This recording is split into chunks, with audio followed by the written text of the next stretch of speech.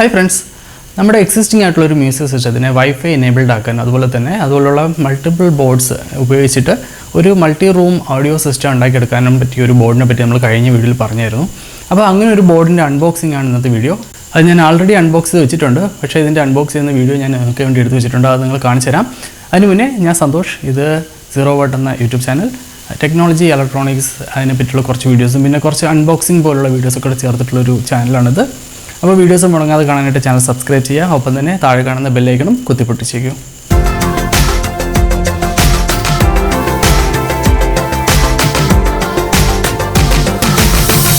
അങ്ങനെ ഫ്രണ്ട്സ്, നമ്മുടെ സാധനം കയ്യിലെത്തിയിട്ടുണ്ട്. ഒരു 45 ദിവസം എടുത്തു ഇവിടെ എത്താനായിട്ട്. നെതർലാൻഡ്സിൽ നിന്നാണ് വന്നത്. അവിടെ നിന്ന് ഷിപ്പ് ചെയ്ത് ഇവിടെ എത്താനായിട്ട് 45 ഡേയ്സ് എടുത്തു. കൊറോണ അല്ലെങ്കിൽ ചിലപ്പം കുറച്ചുകൂടെ നേരത്തെ എത്തിയെന്ന് വിചാരിക്കുന്നു. ഇന്ത്യയിൽ വന്നതിന് ശേഷം നമ്മുടെ സാധാരണ പോസ്റ്റൽ വഴിയാണ് എത്തിയത്. എന്തായാലും സേഫായിട്ട് നല്ലൊരു പാക്കേജിൽ തന്നെ ബബിൾ റാപ്പൊക്കെ ഇട്ട് റാപ്പ് ചെയ്ത് നല്ല സേഫായിട്ട് തന്നെ കിട്ടിയിട്ടുണ്ട്. ആരലിക്കിൻ്റെ സൈറ്റിൽ നിന്ന് നമ്മുടെ up2stream ഓർഡർ ചെയ്തതിനൊപ്പം തന്നെ ഒരു റിമോട്ട് കൺട്രോളർ ഓർഡർ ചെയ്തിട്ടുണ്ട്. നമ്മുടെ ഡിവൈസ് കൺട്രോൾ ചെയ്യാനുള്ള എല്ലാ കൺട്രോൾ ബട്ടൺസും നമുക്ക് ഈ റിമോട്ടിലുണ്ട്. കുറച്ചുകൂടെ ഈസി ആയിട്ട് കൺട്രോൾ ചെയ്യാൻ പറ്റും. അപ്പോൾ ഇതാണ് ആ റിമോട്ട്. നല്ല ക്യൂട്ടായിട്ടുള്ള ഒരു മിനിമലിസ്റ്റിക് ഡിസൈനാണ്. നല്ല ക്വാളിറ്റിയുള്ള പ്ലാസ്റ്റിക്കും റബ്ബർ കീ ബട്ടൺസൊക്കെയാണ്. എന്തായാലും നല്ല ക്വാളിറ്റിയുള്ള സാധനം.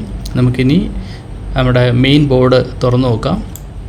മെയിൻ ഓഡിയോ ബോർഡ് ഒരു പ്ലാസ്റ്റിക് ബോക്സിനകത്താണ് വന്നിരിക്കുന്നത്. അതിൻ്റെ മുകളിൽ സാധാരണ ഒരു വെള്ള പേപ്പറിൽ സ്റ്റിക്കർ ഒട്ടിച്ചിട്ടേ ഉള്ളൂ. ആ സ്റ്റിക്കറിൽ ആ പ്രോഡക്റ്റിൻ്റെ ഡീറ്റെയിൽസ് ഒക്കെ ഉണ്ട്. നമുക്കിനി ആ ബോക്സ് തുറന്നു നോക്കാം. ഇതിനകത്ത് മെയിനായിട്ടുള്ള ആ ബോർഡുണ്ട്. അതിനോടൊപ്പം തന്നെ ഒരു 2-3 കേബിൾ കൊടുത്തിട്ടുണ്ട്. ഇതിനകത്തുള്ള ആ 4-പിൻ കേബിള് ഇതിൻ്റെ ഓഡിയോ ഇൻ ഔട്ടിന് വേണ്ടിയിട്ട് ഉപയോഗിക്കാം. ഈ black and red cable power സപ്ലൈക്ക് വേണ്ടിയിട്ടാണ് യൂസ് ചെയ്യുന്നത്. പിന്നെ ഈ 7 പിന്നിൻ്റെ ഒരു കേബിള്, അത് SPD-IF ആണ്.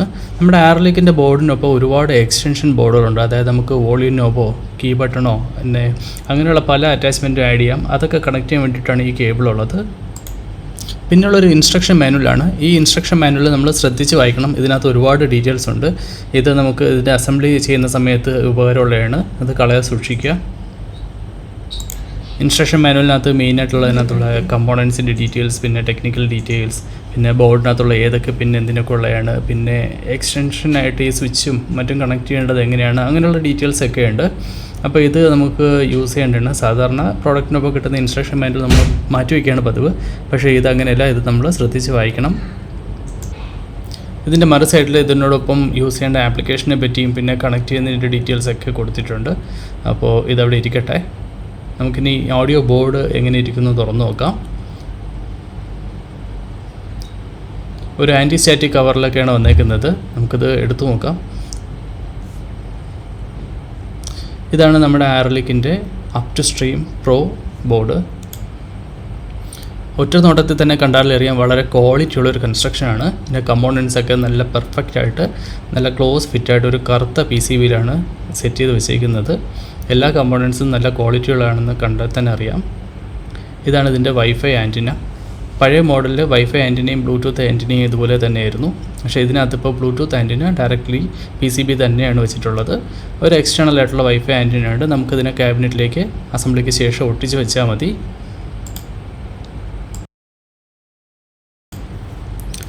ഈ ബോർഡിനകത്ത് ഒരുപാട് എക്സ്പാൻഷൻ ഫീച്ചേഴ്സ് നമുക്ക് ആഡ് ചെയ്യാം. അതിന് വേണ്ടിയിട്ട് തന്നെ ഒരുപാട് പോർട്സ് ഇതിനകത്ത് വിട്ടിട്ടുണ്ട്. നമുക്കിനി ഈ ബോർഡിൻ്റെ പുറകുവശത്തായിട്ട് എന്തൊക്കെയാണ് ഉള്ളതെന്ന് നോക്കാം.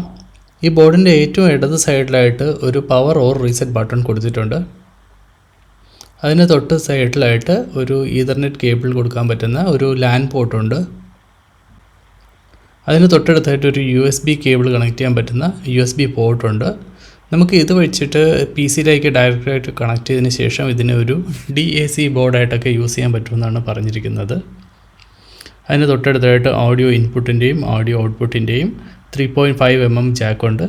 ഇതിൻ്റെ പുറകിലായിട്ട് തന്നെ ലൈൻ ഇൻ ആൻഡ് ലൈൻ ഔട്ടിന് കൊടുക്കാൻ പറ്റുന്ന 4 പിന്നിൻ്റെ കണക്റ്റേഴ്സും കൊടുത്തിട്ടുണ്ട്. ഏറ്റവും റൈറ്റ് സൈഡിലായിട്ടുള്ളത് നമ്മുടെ മൈക്രോ USB-യുടെ കണക്ഷൻ പോർട്ടാണ്. ഇതുവഴി നമുക്ക് 5 വോൾട്ട് 1 ആംപിയർ പവർ സപ്ലൈ കൊടുക്കാം. അതിനോട് ചേർന്ന് തന്നെ ഒരു ഗ്രീൻ കളർ വയർ സ്ക്രൂ ചെയ്ത് കണക്ട് ചെയ്യാൻ പറ്റുന്ന കണക്ടറുണ്ട്. അതുവഴി നമുക്ക് 5 വോൾട്ട് 1 ആംപിയർ പവർ കൊടുക്കാം. ഈ ബോർഡിൻ്റെ ഫ്രണ്ടിലായിട്ട് അധികം കമ്പോണൻസ് ഒന്നുമില്ല. ഈ കാണുന്നതാണ് ഇതിൻ്റെ IR റിസീവർ. നമ്മുടെ റിമോട്ട് വെച്ച് കൺട്രോൾ ചെയ്യുന്നതിൻ്റെ റിസീവറാണിത്. ബോർഡിൻ്റെ വലത് സൈഡിലായിട്ട് 4 LEDs ആണുള്ളത്. ഇത് 4ഉം ഓരോരോ കളേഴ്സാണ്. നമ്മൾ ഏത് മോഡാണോ കണക്ട് ചെയ്യുന്നത് ആ കണക്ഷൻസിൻ്റെ ഡീറ്റെയിൽസിനെ ഇൻഡിക്കേറ്റ് ചെയ്യുന്ന രീതിയിലുള്ള ബ്ലിങ്കിങ് പാറ്റേൺസ് ഉള്ള LEDs ആണിത്. ഈ ഓഡിയോ ബോർഡിൻ്റെ മെയിൻ കമ്പോണൻറ്റ്സ് ഇത്രയൊക്കെ ഉള്ളൂ. പിന്നെ ഒരു 5 കണക്റ്റേഴ്സ് ഉണ്ട്. അതെന്തിനൊക്കെയുള്ളതാണെന്ന് ഞാൻ പിന്നെ പറഞ്ഞുതരാം ഡീറ്റെയിൽഡ് ആയിട്ട്. അപ്പോൾ ഈ ബോർഡ് ടെസ്റ്റ് ചെയ്യാനായിട്ട് ഞാനൊരു 50 വാട്ട്സിൻ്റെ സ്റ്റീരിയോ ബോർഡിലേക്ക് കണക്ട് ചെയ്തിട്ടുണ്ട്. അതിൻ്റെ ഔട്ട്പുട്ട് എൻ്റെ പഴയൊരു ഡെക്കിൻ്റെ സ്പീക്കേഴ്സിലും കണക്ട് ചെയ്തിട്ടുണ്ട്. ഈ ആംപ്ലിഫയർ ബോർഡ് TPA 3116 എന്ന് പറഞ്ഞിട്ടുള്ള ഒരു IC ബേസ് ചെയ്തിട്ടുള്ള ആംപ്ലിഫയർ ബോർഡാണ്. ഇതിനെ പറ്റിയുള്ള ഡീറ്റെയിൽഡ് ആയിട്ട് വീഡിയോ ചാനലിലുണ്ട്. അതിൻ്റെ ലിങ്ക് ഞാൻ മേളിൽ കൊടുത്തേക്കാം. നമുക്ക് ഈ ആംപ്ലിഫയർ ബോർഡിൻ്റെ ഇൻപുട്ടിലേക്ക് നമ്മുടെ വൈഫൈ റിസീവർ ബോർഡ് കണക്ട് ചെയ്യാം. ഇത് കണക്ട് ചെയ്യുന്നത് നോർമൽ 3.5 mm ഓഡിയോ കേബിൾ ഉപയോഗിച്ചിട്ടാണ്. രണ്ട് സൈഡിലും 3.5 mm ജാക്ക് ഉള്ളതാണ്. അപ്പോൾ ആംപ്ലിഫയറിൻ്റെ ഇൻപുട്ടിലേക്ക് നമ്മുടെ Arylic ബോർഡിൻ്റെ ഔട്ട്പുട്ട് കണക്ട് ചെയ്യുന്നത് മാത്രമേ ഉള്ളൂ. Arylic ബോർഡിൻ്റെ ഔട്ട്പുട്ട് ഏത് പിന്നാണെന്ന് നമുക്ക് ഇതിനോടൊപ്പം കിട്ടിയ ഇൻസ്ട്രക്ഷൻ മാനുവൽ നോക്കിയാൽ മനസ്സിലാക്കാവുന്നേ ഉള്ളൂ. അതനുസരിച്ചാണ് ഞാനിവിടെ വയർ ചെയ്യുന്നത്. ഏതൊക്കെ കണക്ഷൻസ് എന്തിൻ്റെയൊക്കെയാണെന്ന് ഈ ബോർഡിൻ്റെ ബാക്കിൽ ഡീറ്റെയിൽഡ് ആയിട്ട് തന്നെ മാർക്ക് ചെയ്തിട്ടുണ്ട്. അത് വളരെ ഉപകാരപ്രദമായിട്ടുള്ളൊരു കാര്യം തന്നെയാണ്. അപ്പോൾ നമ്മുടെ വൈഫൈ റിസീവർ ബോർഡിൻ്റെ ഔട്ട്പുട്ട് നമ്മുടെ ആംപ്ലിഫയറിലെ ഇൻപുട്ടിലേക്ക് കണക്ട് ചെയ്തു. ഇനി നമുക്ക് ചെയ്യേണ്ടത് ഈ ബോർഡുകളൊക്കെ പവർ ചെയ്യുക എന്നുള്ളതാണ്. ആംപ്ലിഫയർ ബോർഡ് ഞാനൊരു 12 വോൾട്ട് AC അഡാപ്റ്ററിലാണ് കണക്ട് ചെയ്തേക്കുന്നത്. ഓഡിയോ ബോർഡ് പവർ ചെയ്യാനായിട്ട് ഒരു പവർ ബാങ്കാണ് യൂസ് ചെയ്യുന്നത്. ഞാൻ നേരത്തെ പറഞ്ഞില്ലേ, ഇതിനകത്ത് 5 വോൾട്ടിൻ്റെ 1 ആംപിയർ വരെയുള്ള DC പവറിൻ്റെ ആവശ്യമേ ഉള്ളൂ നമ്മുടെ ഓഡിയോ ബോർഡ് വർക്ക് ചെയ്യാനായിട്ട്. വയറിംഗ് ഒക്കെ വളരെ സിമ്പിളാണ്. നമ്മൾ പവർ കൊടുത്തു കഴിയുമ്പോഴേക്കും തന്നെ ഇതിനകത്തുള്ളൊരു വൈറ്റ് LED ബ്ലിങ്ക് ചെയ്യുന്നതാണ്. വൈറ്റ് LED നല്ല ഫാസ്റ്റായിട്ട് ബ്ലിങ്ക് ചെയ്യുന്നു എന്ന് വെച്ചാൽ ഇത് വൈഫൈ കണക്ട് ചെയ്യാനായിട്ട് റെഡി എന്നുള്ള ഇൻഡിക്കേഷനാണ്. നമ്മൾ ഈ ബോർഡ് മെയിനായിട്ട് കൺട്രോൾ ചെയ്യുന്നത് ഒരു ആപ്പ് ഉപയോഗിച്ചിട്ടാണ്. 4stream എന്ന് പറഞ്ഞൊരു ആപ്പ് നമുക്ക് പ്ലേ സ്റ്റോറിലും ആപ്പ് സ്റ്റോറിലും നിന്നൊക്കെ ഡൗൺലോഡ് ചെയ്യാൻ കിട്ടും. അപ്പോൾ അങ്ങനെ ഒരു ആപ്പ് നമ്മുടെ ഫോണിൽ ആദ്യമേ ഇൻസ്റ്റാൾ ചെയ്യണം. അതിനുശേഷം വൈഫൈ ഓൺ ചെയ്തതിന് ശേഷം നമ്മളിപ്പോൾ കണക്ട് ചെയ്ത ഡിവൈസിൻ്റെ വൈഫൈ ഹോട്ട്സ്പോട്ട്, അതായത് അതിൻ്റെ വൈഫൈ ഇതിനകത്ത് ലിസ്റ്റ് ചെയ്യുന്നുണ്ടെങ്കിൽ അത് കണക്ട് ചെയ്യുക. വൈഫൈയിലേക്ക് കണക്ട് ചെയ്തതിന് ശേഷം നമുക്ക് 4stream ആപ്പ് ഓപ്പൺ ചെയ്യാം. ബാക്കി ബോർഡിൻ്റെ കൺട്രോളിലെല്ലാം ആ ആപ്പ് വഴിയാണ്. അതായത് നമ്മുടെ സ്ട്രീമിംഗ് സർവീസസ് ആയ സ്പോട്ടിഫൈ പോലുള്ളതൊക്കെ ഓപ്പൺ ചെയ്യാം. പിന്നെ കുറേ ഇൻ്റർനെറ്റ് റേഡിയോസ് കിട്ടും. കുറേ ഒക്കെ വിദേശികളാണ്, പക്ഷേ ചിലതൊക്കെ നമുക്ക് ഇന്ത്യയിൽ അവൈലബിൾ ആണ്. സ്പോട്ടിഫൈ പ്രീമിയം ഉണ്ടെങ്കിൽ നമുക്ക് ഇതിനകത്തോട്ട് മ്യൂസിക് പ്ലേ ചെയ്യാൻ പറ്റുള്ളൂ. ആപ്പ് വഴി തന്നെ നമുക്ക് ഇതിനെ ബ്ലൂടൂത്തായിട്ട് കണക്ട് ചെയ്യാം. അതുപോലെ തന്നെ ഈ ബോർഡിനെ ഒരു സ്ട്രീമിംഗ് ഡിവൈസായിട്ട് യൂസ് ചെയ്യാനും, പിന്നെ ഇതേ ഡിവൈസ് തന്നെ വേറെ റൂമുകളിലുണ്ടെങ്കിൽ നമ്മുടെ വീട്ടിനകത്ത് മുഴുവൻ എല്ലാ റൂമിലും ഒരേ പാട്ട് കേൾക്കുന്ന രീതിയിൽ മൾട്ടി റൂം സ്പീക്കേഴ്സ് സെറ്റ് ചെയ്യാനും നമുക്ക് ഈ ആപ്പിന് ഉപയോഗിക്കാം. അതുപോലെ വോളിയം കുറയ്ക്കാനും കൂട്ടാനും മ്യൂട്ട് ചെയ്യാനും അല്ലെങ്കിൽ അങ്ങനെ പല പല ഫീച്ചേഴ്സ് നമുക്ക് ഈ ആപ്പ് ചെയ്യാൻ പറ്റും. അപ്പോൾ അതിനെപ്പറ്റിയൊക്കെ ഡീറ്റെയിൽ ആയിട്ട് ഞാൻ വേറൊരു വീഡിയോയിൽ പറഞ്ഞുതരാം. ഇപ്പോൾ ഈ ബോർഡിനെ പറ്റി ഇത്രയൊക്കെ പറയാനുള്ളൂ. അപ്പോൾ നെക്സ്റ്റ് വീഡിയോയിൽ വീണ്ടും കാണാം.